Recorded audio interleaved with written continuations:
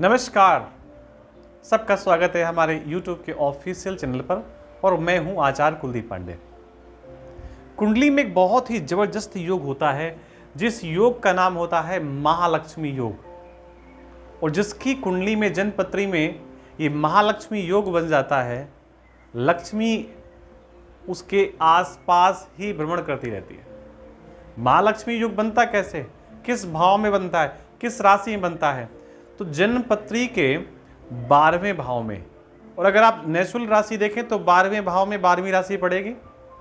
12वीं राशि किसकी होती है? मीन की। और अगर आप वास्तु के अनुरूप वास्तु पुरुष के अनुरूप अगर आप देखने का प्रयास करेंगे तो 12वीं जो राशि है वो पैर की राशि है, चरणों की राशि है।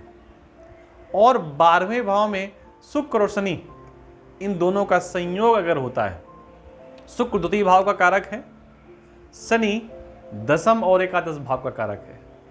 और ये दोनों कहां पर मिल जाएं? 12वें भाव में। तो निश्चित मानिए महालक्ष्मी योग होता है। व्यक्ति तरक्की करता है, जीवन में सब कुछ प्राप्त करता है जो वो सोच लेता है, और निश्चित ऐसा होता है। लेकिन अब एक प्रश्न उठता है कि ये तो कुंडली का हो गया, सबके पास तो कुंडली नहीं होती, कैसे मालूम पड़ेगा कि व्यक्ति के जीवन से कैसे मालूम पड़ेगा कि उसके जीवन में महालक्ष्मी योग दिखाई दे रहा है कि नहीं दिखाई दे रहा है? आपको महालक्ष्मी योग का प्रभाव देखना है तो आप चरणों पर देखिए। किसी के चरणों को देख करके आप महालक्ष्मी योग का प्रभाव आप बता सकते हैं। अगर उसके पैर साफ हैं, सुंदर हैं, सुव्यवस्थित हैं, इसका मतलब है महालक्ष्मी योग बन रहा है। क्योंकि कुंडली में कहाँ बनता है? जो पैरों का भाव होता है, द्वादश भाव। और शरीर में वो योग कहाँ बनता है? पैरों में। अगर माताओं की बात करें तो जो माताएं अपने पैरों में आलेपन लगा के रखती हैं, पैरों में चांदी के जेवरात पहनती हैं, पायजेब पहनती हैं, उंगलियों पे कोई ना कोई आभूषण धारण करती हैं, ये मैं पैरों की बात कर रहा हूँ, तो इसका मतलब है महालक्ष्मी योग का प्रभाव उनके जीवन पर बरस रहा है, तभी तो ये चीजें हो रही हैं।